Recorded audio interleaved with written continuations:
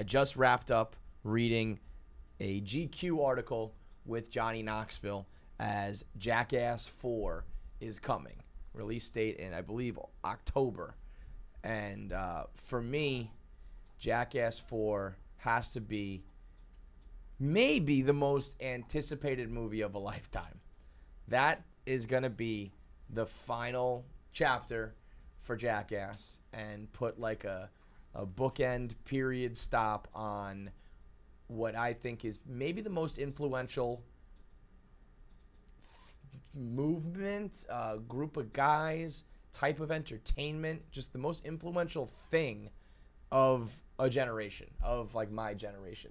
The Jackass guys are a little bit of absolutely everything that pretty much dominates entertainment and the world now.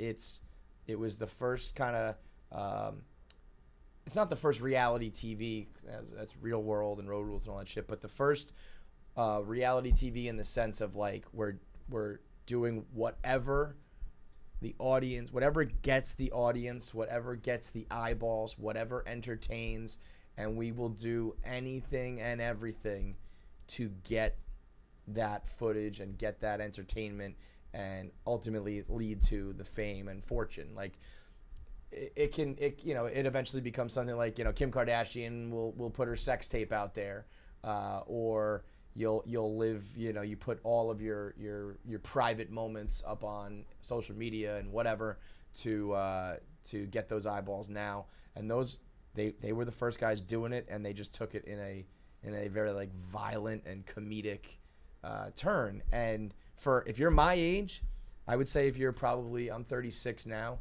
I would say probably between 36 and like, how old are you, Nick?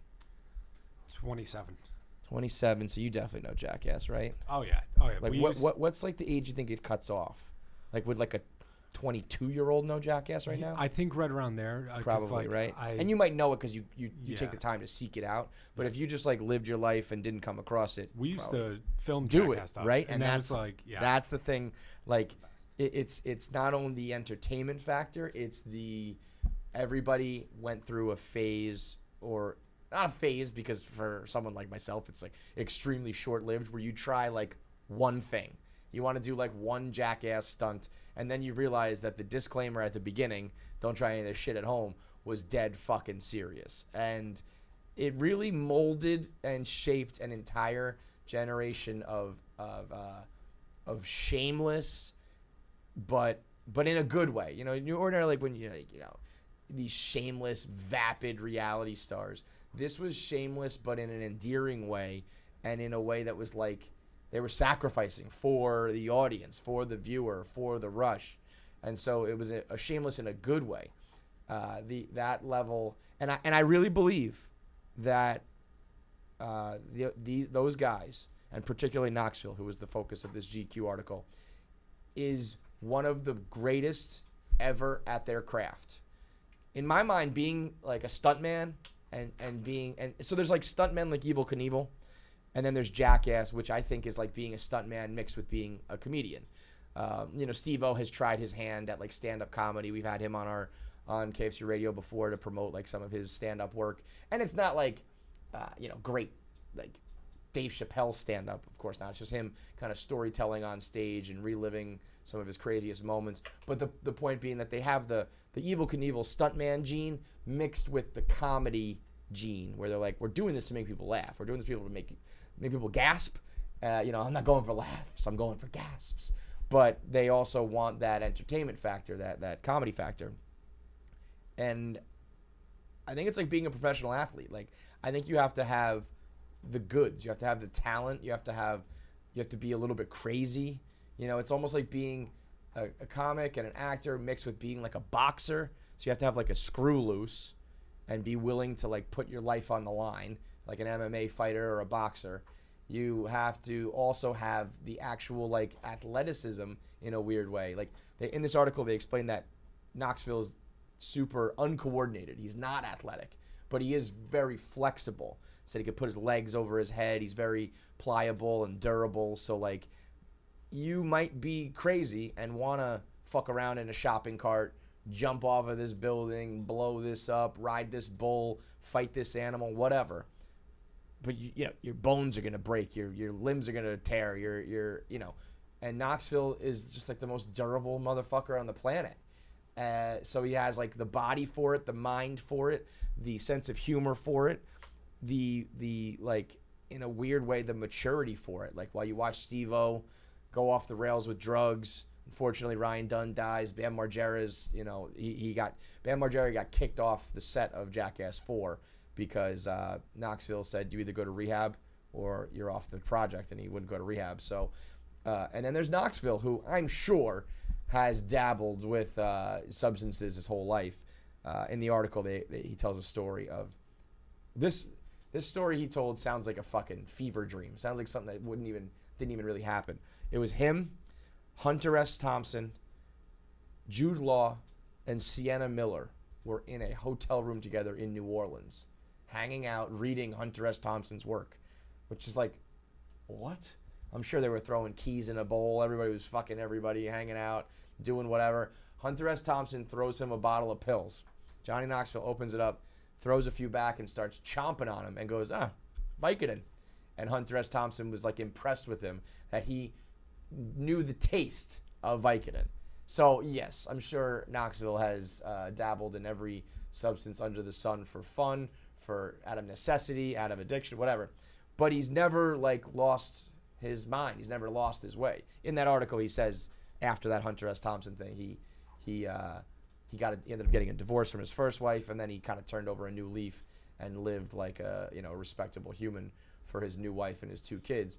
So I'm sure he's had his instances, but for the most part, when the other guys were either full-blown addicts, in and out of rehab, or worse, he's been like the dad of the bunch, like the star, the captain, the most hardcore, but also the one who was like the rock that they could rely upon, which I really genuinely believe that. I think he's like the Lebron of Jackass, the Lebron of stunts and reality TV and internet exposure and all that shit. I mean, they're on that early tip. Maybe not Knoxville, but the rest of those guys doing CKY, Can't Kill Yourself, when that went back when it was just shopping carts and like smashing pumpkins over each other's heads and all the shit, that it was more like just like teenage mischief.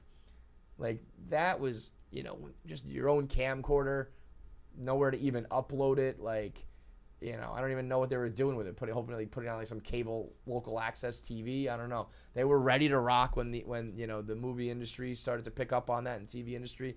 They're ready to rock when the internet came about, and he just had like the stars aligned for that dude to be the greatest of all time. The same way that the best football player, basketball player, baseball player, where it was like, yeah, that guy's arrived. He's the Babe Ruth of this shit, and it's for me, and I think anyone my age, down to, like we said, probably around 22, they are some of the most probably universally agreed upon.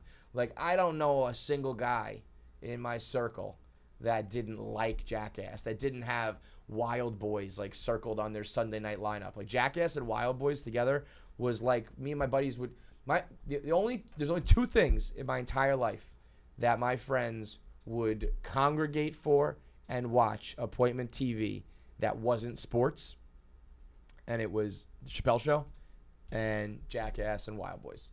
That was like the only shit that was like, we gotta watch it all together and like stop what you're doing, appointment TV, because you gotta see the next stunt, you gotta see what crazy shit they were doing next.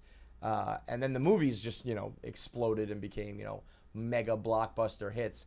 And for Jackass 4 to finally come, to me that's like a band having a reunion, or the sequel to the long-awaited movie coming out, or it's Dr. Dre dropping Detox. It's whatever grand final event you want to put on it. Jackass 4 is way up there on the list for me. And Knoxville said he had 40 to 50 pages of stunts that he just wrote over the years. He would email himself, Jackass 4, send it.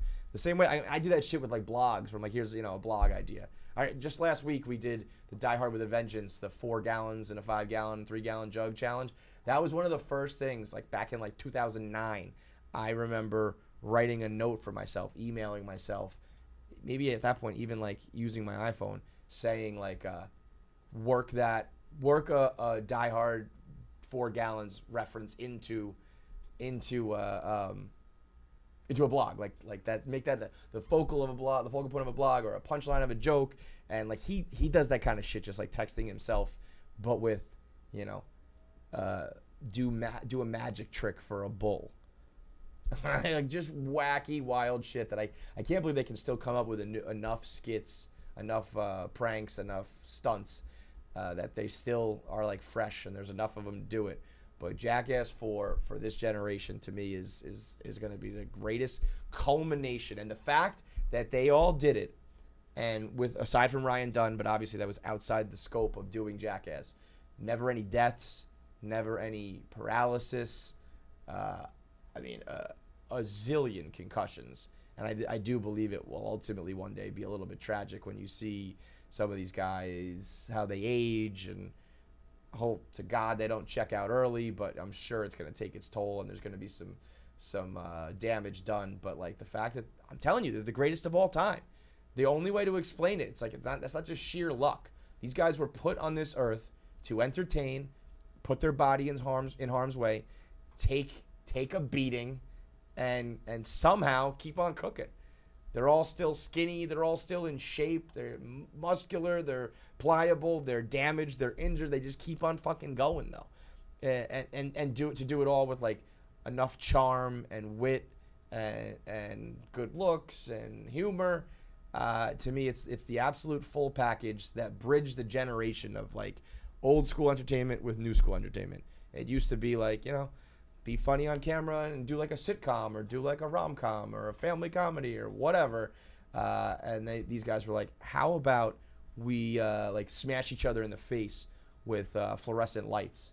How about we, smash each other in the balls? How about we have guys that'll highlight oranges at us? How about we, get stomped on by bulls and eaten by alligators and shit that was just like, we are taking it the fuck up. So I almost feel like the world owes those guys like a debt of gratitude. Like, and I'm sure they all made wild amounts of money, and they do it for the rush and the adrenaline and all that, and like the approval of the fans and the love of the fans is probably why they do it. But goddamn, I hope those guys. I hope there was more money in that than ever. I hope like they deserve every fucking penny. Hearing some of the business stuff behind it, when we had Steve-O on, he said they were making like no money in the beginning. Like the actual Jackass, the TV show, it only had 3 seasons. It's only 24 episodes. It was like 3 8-episode seasons, which is crazy to me because it feels like so iconic and such like a piece of like my growing up. It's only 3 seasons. I would have, it feels like 10. But they were making like, I think literally $0 at first, and then like a couple hundred or like $1,000 an episode, when it should have been like millions. And then the movies they made their cash for sure, but I don't think there's enough money or compensation in the world for some of the shit they went through. Johnny Knoxville used a catheter for 2 straight years. Twice a day you'd have to insert and take out a catheter for 2 fucking years because he tried to do a backflip on a motorcycle when he had never ridden a motorcycle, period. He didn't know how to ride a motorcycle. He was like, but I can do a backflip. And the handlebar smashed his dick so bad, it broke like his urethra and his bladder and shit. Needed a catheter for 2 years. I mean, there's not enough money, fame, glory, whatever, to have a broken dick for a couple years. And like the fact that, like, so Jackass ended because there was Joe Lieberman was like a congressman at the time, and he had problems with the Jackass. People were writing letters and complaining about it, and mothers didn't like it, so Joe Lieberman cracked down. So they had OSHA come on the set of the show, the Office for Workplace Safety, whatever. And they were eating the ingredients of an omelet and then puking them into a pan and cooking it. And OSHA said that it needed to be safe temperatures. that they needed to cook the eggs and all the temperatures to a safe, all the ingredients to a safe temperature so that it would be safe. And Knoxville was like, all right, I'm fucking out of here, guys. I'm puking up the ingredients. It doesn't matter if it's not cooked properly, you assholes. So like the things that ended up getting in the way of it, and the way that they people tried to stop them, and yet here they are. I mean, it was, I guess it's all, when it's all said and done, probably for them like 30 years in the making. For us as fans, viewers, it was early 2000s, so like 20 plus years. Jackass 4, and I'm happy to know that it's like done and in the books, and they're now promoting it and it's coming out, because I would have bet, like if you told me, all right, Jackass 4 is happening and they're about to start filming, I would be like, these guys are 50 now. Like, someone's going to get hurt. Someone's going to die. And they didn't. They got through it, and, like, they survived. So Jackass 4 will be the final end. They said, like, Knoxville was like, it's done. We've always said, like, in the past, it's done, but this time, he's like, I cannot suffer another concussion. So, like, it's a wrap. And to me, it's like the ultimate run. So it's just kind of an ode to CKY and Knoxville and Jackass, Steve-O, Bam Margera, Pontius, Wee Man, Preston, Ryan Dunn, all those guys. It's, when I think that other generations grow up being like, man, for me it was like Johnny Carson, and for me I grew up loving Richard Pryor, and then Eddie Murphy, and then there was the era of kind of like the big blockbuster movie stars and the sitcoms, the Seinfelds and the Friends and shit like that.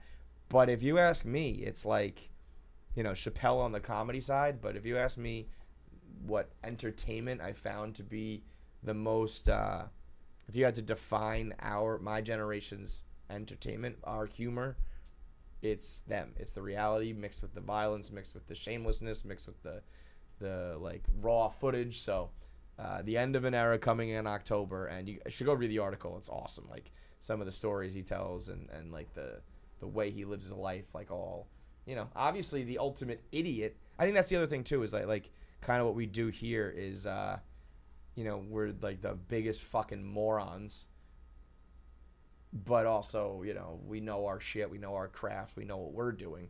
They do that just with, it happens to be putting your life on the line. But I think the best thing you can be is the capable idiot, the like educated idiot, the idiot. I guess the idiot savant is what they call it, right? Where you're good at what you do, but the rest of you is just a fucking absolute moron.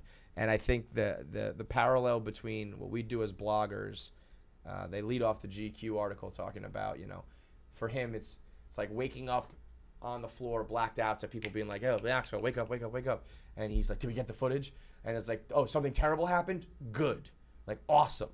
That's theirs is more physical, whereas I think ours as a blogger, a podcaster, internet influencer, radio host, whatever, when shit goes wrong in your life, or when something drastically bad or scary or unique, embarrassing, whatever happens, you're like, fuck yeah. Now I get to share that. Now I get to craft a story around that, write a blog around it, do a segment, a podcast around it. So there's something to be said for the jobs in this world where when shit goes bad, when everything goes south, there's a small part of you that's pumped about it. And I referenced this with the Josh Potter interview with comedy for sure, when, Josh Potter suffered what I think has to be the most embarrassing moment I can imagine. And, rather than just being mortified and stewing in it and being like, I'm going to think about this in the shower every day for the next 20 years when you're just a regular person with a regular-ass job, when you do something like, whether it's crazy shit like Jackass or just telling jokes into a mic like this, when you can turn negatives into a positive, when the Mets losing fucking 25 years in a row results in, like, good business for me, when something horribly embarrassing happens and I'm like, well, this is going to make people laugh on the blog, it's a cheat code for life. It almost becomes dangerous where you're like, oh, I hope something goes wrong today so that I can do my podcast. That's probably not a fucking healthy way to live. But what is healthy is when shit goes south and it's like, well, rather than just, letting this consume me and fester, I'm going to spin this and tell this tale and share this and people are going to fucking love it. And all of a sudden, negative becomes a positive. It's actually It's therapeutic. It's like it's a good way to live. So anyway, I guess there's some parallels between what we do and what they do on a very, very infinitesimal level. But the group of a generation, it's almost like the Rat Pack for the fucked up internet post 2000s generation. It's those guys. So Knoxville is the Sinatra. Steve-O is the James Dean. Is it James Dean? Who's in the Rat Pack? Who's in the Rat Pack? Sinatra, Sammy Davis, Dean Martin. Dean Martin. That's something, not James Dean. Dean Martin. Yeah. So Steve-O's the Dean Martin. Knoxville's the Sinatra. You got like the fringe members, but the Whack Pack. They're the Whack Pack of the Rat Pack. So shout out to them.